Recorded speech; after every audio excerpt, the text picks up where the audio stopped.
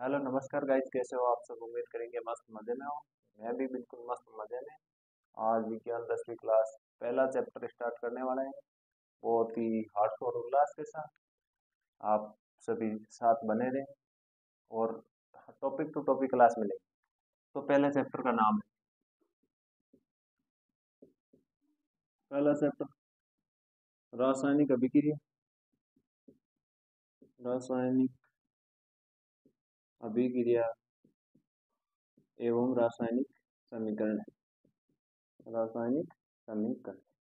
तो हम बात कर ले रासायनिक अभिक्रिया की और रासायनिक समीकरण की। जब कोई रासायनिक परिवर्तन होता है तो हम कह सकते हैं कि कोई ना कोई रासायनिक अभिक्रिया। कहने का मतलब किसी भी पदार्थ के रासायनिक गुणों में परिवर्तन होता है तो रासायनिक परिवर्तन कहलाता है। या फिर कोई नया पदार्थ बनता है तो उसे कह सकते हैं कि रासायनिक परिवर्तन हुआ है। और रासायनिक गुणों में या रासायनिक परिवर्तन को ही रासायनिक अभिक्रिया कहा जाता है।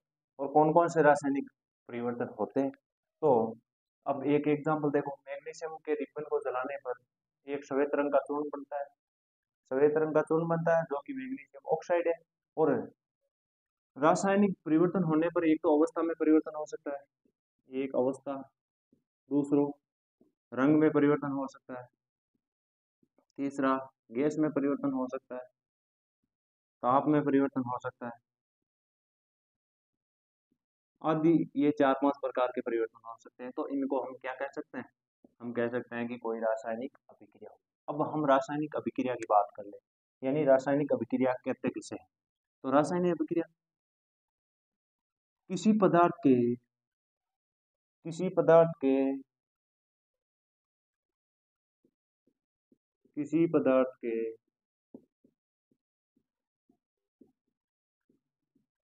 किसी पदार्थ के रासायनिक गुणों में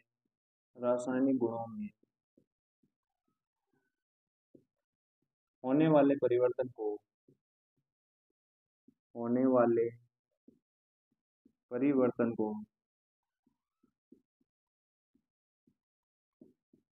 ही रासायनिक अभिक्रिया कहते हैं। होने वाले परिवर्तन को ही रासायनिक अभिक्रिया कहते हैं।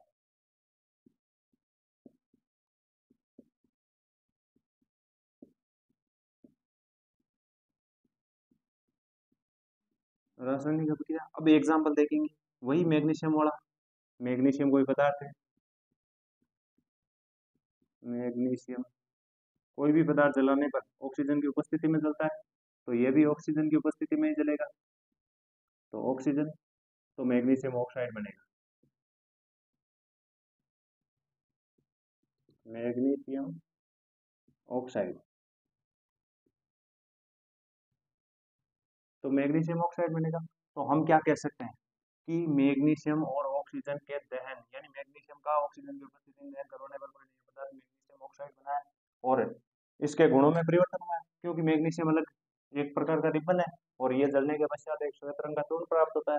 तो इसकी अवस्था में परिवर्तन, रंग में परिवर्तन, गंध में परिवर्तन हुआ है। तो इसलिए हम कह सकते हैं रासायनिक अभिक्रिया हुई है। और रासायनिक अभिक्रिया समझ में आई होगी। तो आगे हम रासायनिक समीकरण पढ़ रहे हैं। तो रासायनिक अभिक्रिया और रासायनिक समीकरण में अंतर कितना है। रासायनिक अभिक्रिया तो किसी के रासायनिक गुणों में परिवर्तन को कहते हैं। और जो रासायनिक गुणों में परिवर्तन होता है उसको प्रतीकों के रूप में निरूपण क्या कहलाता है, रासायनिक समीकरण। तो समीकरण की परिभाषा देखेंगे। किसी रासायनिक अभिक्रिया के किसी रासायनिक अभिक्रिया के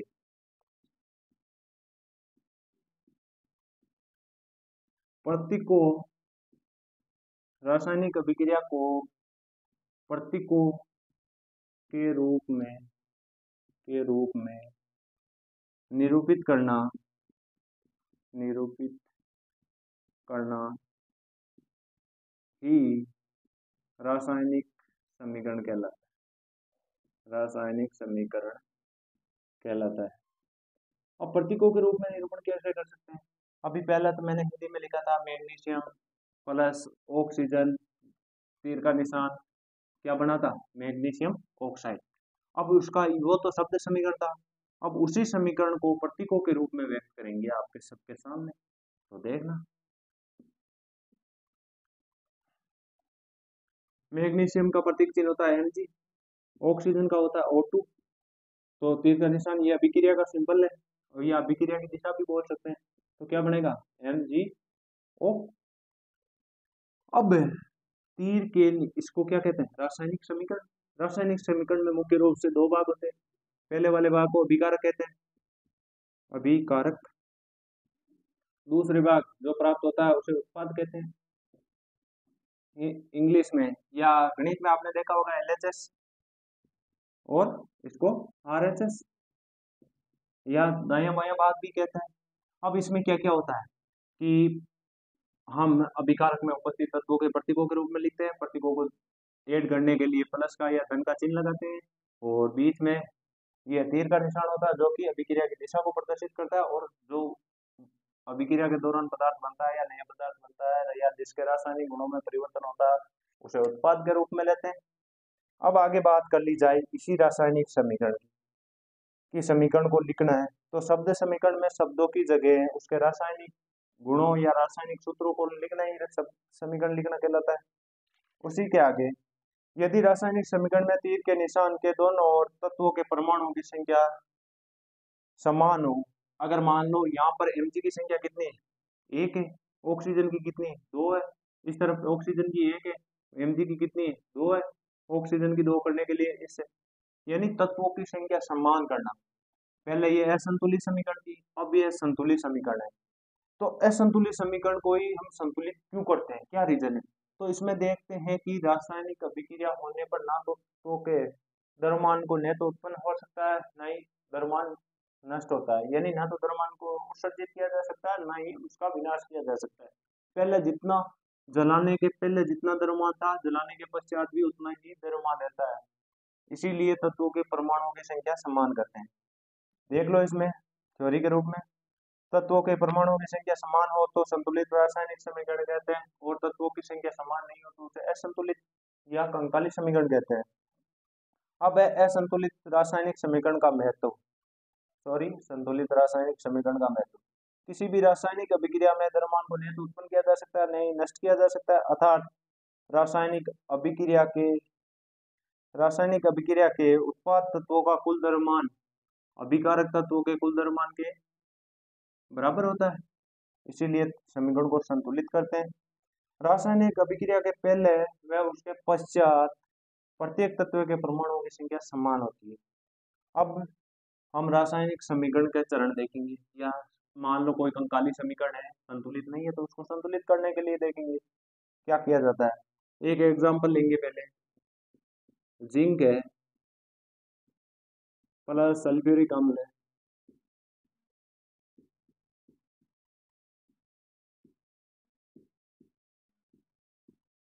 क्या बनेगा, जिंक सल्फेट और हाइड्रोजन गैस। ये तो हुई शब्द समीकरण, ये तो हुई शब्द समीकरण। अब इससे पहले तो हम रासायनिक समीकरण लिखेंगे इसके प्रतीकों के रूप में, Zn plus H2SO4 plus ZnSO4 plus hydrogen gas. तो ये तो हुई शब्द समीकरण। अब बात कर लेते हैं इसको चेक करना कि संतुलित है या असंतुलित है। तो हम सबसे पहले तो प्रत्येक तत्व लिखते हैं। तत्व लिखो ZnHSO। अब इस तरफ लिखो अभी यानी सारणी बनाते हैं अभिकारक, इस तरफ लिखो उत्पाद, प्रत्येक परमाणु की संख्या लिख दो। अभिकारकों में Zn की संख्या 1, उत्पाद में Zn की संख्या 1। हाइड्रोजन की संख्या की बात कर ली जाए तो अभिकारकों में 2 है और उत्पाद में भी 2 है। सल्फर की बात कर ली जाए तो यहाँ पर 1 है और उत्पाद में भी 1 है। ऑक्सीजन की बात कर ली तो जाए तो यहाँ पर भी 4 है और यहाँ पर भी 4 है। अतः प्रत्येक तत्व की अभिकारक तथा उत्पाद में संख्या समान है, तो इसे हम क्या कह सकते हैं, संतुलित रासायनिक समीकरण। और संतुलित रासायनिक समीकरण संतुलित होती है, उसको संतुलित करने की आवश्यकता नहीं है। और इस प्रकार हम देख सकते हैं आगे कोई असंतुलित समीकरण लेंगे और उसको संतुलित करके आपको समझाएंगे। वीडियो में लास्ट तक बने रहे। और जो भी कमजोर स्टूडेंट है, मान लो अभी तक कुछ नहीं हुआ है, अर्धवार्षिक हुई है, आपने देखा होगा कि आपका रिजल्ट क्या रहा है, अभी भी कुछ नहीं है, पढ़ना स्टार्ट कर दो, आपका रिवीजन करवाने की जिम्मेदारी मेरी है। टॉपिक टू टॉपिक लास्ट तक आपके साथ बना रहूंगा। अब हम देखेंगे कि संतुलित समीकरण किस प्रकार करेंगे। तो एक एग्जांपल ले रहा हूं मैं, 3Fe sorry Fe plus H2O Fe3O4 plus H2, ये कोई समीकरण है। अब समीकरण संतुलित करने के लिए कुछ नियम होते हैं या कुछ रूल होते हैं, और ऐसा सवाल परीक्षा में आता है। अर्धवार्षिक में 4 समीकरण दे रखी होगी, उनको संतुलित करने के लिए पूछा था, तो ऐसे ही सवाल आएंगे परीक्षा में और भी। तो पहला नियम रहता है कि प्रत्येक यानी रासायनिक समीकरण के प्रत्येक तत्व के चारों तरफ या प्रत्येक तत्व के सूत्र के चारों तरफ एक बॉक्स बना लेते हैं। बॉक्स में किसी भी प्रकार की कोई छेड़छाड़ नहीं करते, लेकिन हम ऐसे ही समझ सकते हैं। फिर वही सारणी बना के चेक करना है।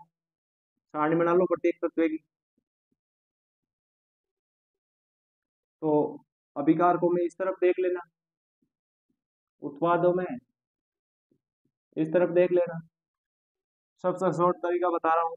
पहले एपी का मान 1 है, इस तरफ, उस तरफ कितने हैं 3। H2 इस तरफ 1 है, 2 है सॉरी, उस तरफ भी 2 है। ऑक्सीजन की बात कर ली जाए तो इस तरफ 1 है, उस तरफ कितने हैं 4 है। अब दो तत्व हमें पता है, एक तो Fe और एक ऑक्सीजन को संतुलित करना है। इसको संतुलित करने के लिए क्या करेंगे, सबसे पहले अभिकार को हम 3 से गुणा कर देंगे Fe को, तो Fe संतुलित हो जाएगा। और ऑक्सीजन को संतुलित करने के लिए 4 से गुणा कर देंगे। तो आगे देखो, वही समीकरण कंटिन्यू करेंगे। Fe plus H2O Fe3O4 plus H2। पहले क्या करेंगे, Fe को 3 से गुणा कर दिया तो Fe संतुलित हुआ, Fe3। फिर ऑक्सीजन को 4 से संतुलित करने के लिए यहाँ पर पूरा H2O जल का अणु है वो 4 से गुणा होगा। जल का अणु 4 से गुणा हुआ तो हाइड्रोजन कितने में, 4 गुणा 8, और इस तरफ कितने हैं 2 है, 6 कम में, तो 4 गुणा, यहाँ पर 4 लगाते ही है समीकरण क्या हुई, संतुलित हुई। इसको चेक कैसे करेंगे, उसी के अकॉर्डिंग, या फिर आपको नजर आ रहा होगा 3 से गुणा करने पर यहाँ पर भी 3 है, यहाँ पर भी 3 है, यहाँ पर भी 4 है, यहाँ पर भी 4 है, तो इस प्रकार समीकरण है वो आपका संतुलित है। उम्मीद करेंगे वीडियो अच्छा लगा होगा। इस विधि को हिट एंड ट्रायल विधि कहते हैं। धन्यवाद।